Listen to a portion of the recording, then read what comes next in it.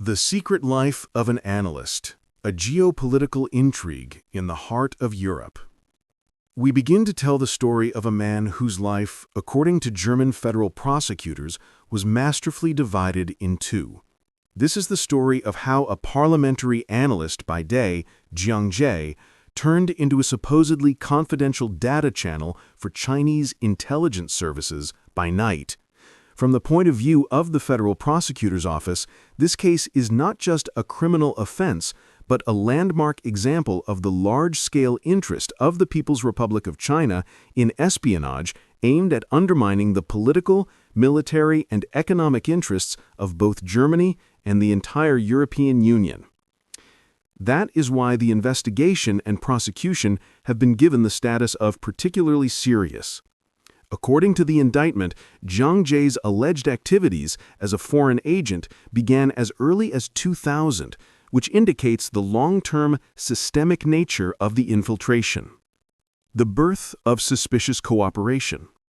The key moment in the case dates back to the year 2015.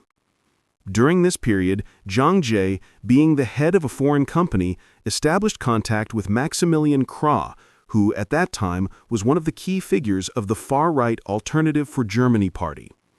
A few years later, when Krah was elected to represent the AfD in the European Parliament, he invited Jie to take a position in his team.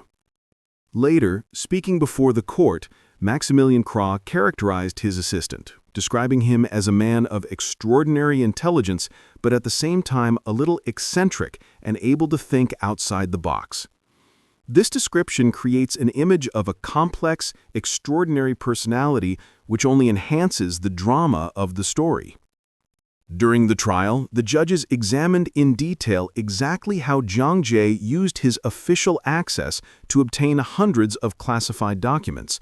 His work went far beyond the usual job responsibilities.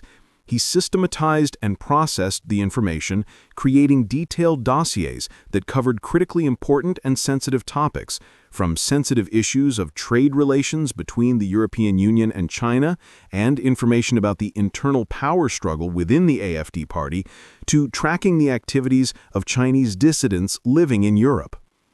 Krah's own statements that Jie was a tireless assistant with a phenomenal memory, which emphasizes his value to a politician, but at the same time increases the degree of his potential danger as a foreign agent. A logical question arises, which the investigators probably also asked themselves: what was the true motivation of the Chinese businessman to work for the far-right party in Germany? Krah's response, voiced in court, was pragmatic and simple. Trade. I'm involved in trade policy. This answer, although not exhaustive, points to a possible cover-up or a specific area of interest that could be exploited by intelligence. Geostrategic vulnerability, logistics hub. The second defendant, Jackie S., appears in the case, confirming the thesis about the systemic nature of espionage. She worked for a logistics company at Leipzig Airport. The prosecution alleges that Jackie S. transmitted information to Jiang Jie that was of exceptional strategic value: passenger lists, and most importantly, data on the supply of weapons and military supplies from Germany and the United States of America to certain conflict zones. This fact highlights Germany's role as the most important logistics hub in the center of Europe. Due to its location, the country becomes an extremely important target for intelligence activities by any hostile states, regardless of their political structure.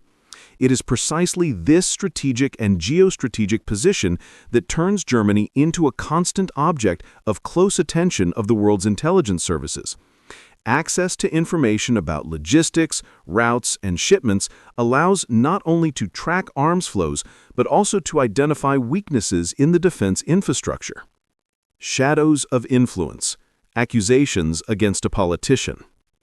The situation is complicated by the fact that separate, equally serious charges have been brought against Maximilian Krah himself regarding his alleged financial interaction with foreign powers.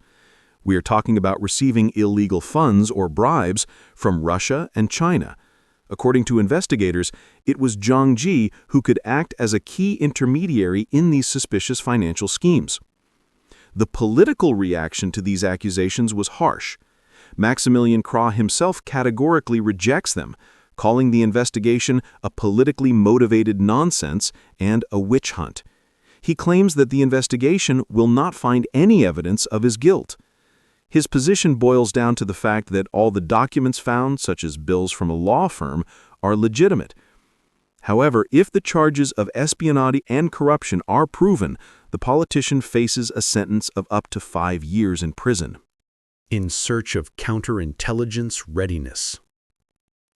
Both of these cases, the espionage of an analyst and the alleged corruption of a politician, once again place Germany at the center of a tense international debate.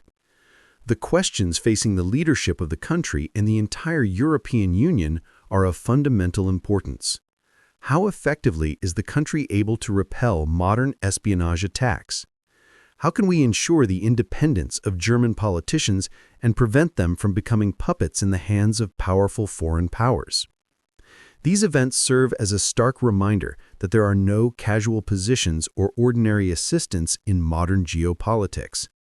Here, the line between an analyst and an agent, between legitimate trade and state treachery, is incredibly thin. The story of Zhang Ji and Maximilian Krah is becoming a textbook example of how external forces exploit the openness of European democracies and the vulnerability of key logistical and political centers to achieve their long-term strategic goals. The disclosure of these cases, albeit incomplete, reveals only a small part of the secret archives waiting in the wings. Write in the comments what you think about the motives of the main characters and how easy, in your opinion, it is for politicians with access to power to become a tool in the wrong hands. The origins and priorities of Chinese intelligence in Europe. The Zhang Ji case is not an isolated incident, but rather a symptom of a systemic transformation in the priorities of Chinese intelligence on the European continent. For decades, Beijing's attention has been focused primarily on the theft of industrial secrets and intellectual property, aimed at accelerating its own technological developments. However, as recent investigations by European intelligence agencies show, a significant shift is now taking place. The focus is shifting to gaining political influence and geostrategic information. Germany, as the largest economy of the European Union and a key partner in trade relations with China, is becoming a natural center of this activity. Obtaining information about the EU's trade policy, the internal dynamics of leading political parties such as the AfD, and most importantly, the coordination of defense and military supplies gives Beijing leverage to shape its own foreign policy and make strategic decisions. This is no longer just industrial espionage, but high-level political intelligence aimed at penetrating the most sensitive decision-making centers. At the same time, the use of ethnic Chinese as agents, as suggested in the case of Zhang Ji, is a classic method that allows agents to smoothly integrate into European society using knowledge of language, culture, and business ties. Germany, at the crossroads of geopolitical interests. The geostrategic importance of Germany, confirmed by the Jiaqi S case and the Leipzig airport, is deeply rooted in the history and economic structure of the country. After the end of the Cold War, Germany became the central logistics and transport hub for whole Europe. Its highly developed infrastructure, an extensive network of roads and railways, as well as Europe's largest cargo airports, has made it indispensable for international shipments. In the face of increasing global tensions, these logistical capabilities are turning from an economic asset into a vulnerable place. Information about the routes of arms supplies from the United States of America and Germany itself to conflict zones is critically important for any power seeking to understand or influence the course of these conflicts. Understanding the exact nomenclature of goods, their volumes, and transportation times allows the enemy to assess the military-political determination and logistical capabilities of the European Union and its allies. Thus, according to the investigation, Jiaqi S.'s work in the logistics company was aimed at obtaining not just commercial, but strategic military data. Vulnerability of democratic institutions. The case of the European Parliament. The case of Maximilian Krah and Zhang Ji reveals another structural weakness of European democratic institutions, the vulnerability of open parliamentarian systems. The European Parliament, being a huge multinational and decentralized body, provides thousands of entry points for potential external influence. Deputies' assistants, such as Zhang Ji, have wide access to internal documents, informal discussions, draft legislation, as well as to the politicians themselves. This position requires out-of-the-box thinking and phenomenal memory, exactly the qualities that Krah attributed to his assistant. However, according to the prosecution's office, these same qualities were used to collect information about trade policy, internal party struggles, and even to track dissidents. The accusations against Krah of receiving illegal financing from Russia and China through an intermediary, if confirmed, will highlight the danger of political corruption as a tool of foreign policy. It is much more effective and cheaper for foreign intelligence to buy influence or compromise an existing politician than to try and hack into secure computer networks. Using financial channels to circumvent transparency and accountability is becoming a way of turning elected officials into puppets, which directly threatens the sovereignty and democratic legitimacy of European structures. Legal and counterintelligence challenges. These trials pose daunting challenges for German and European counterintelligence agencies. Protection against traditional espionage, recruitment, theft of documents, is complicated by the need to counter hybrid threats, where the line between lobbying, business, propaganda, and espionage is almost blurred.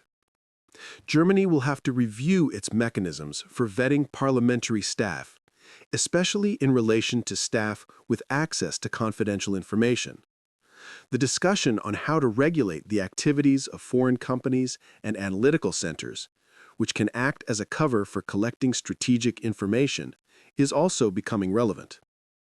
The case requires not only the punishment of the perpetrators, but also the development of a long-term national security strategy capable of resisting infiltration into political, economic, and logistical structures.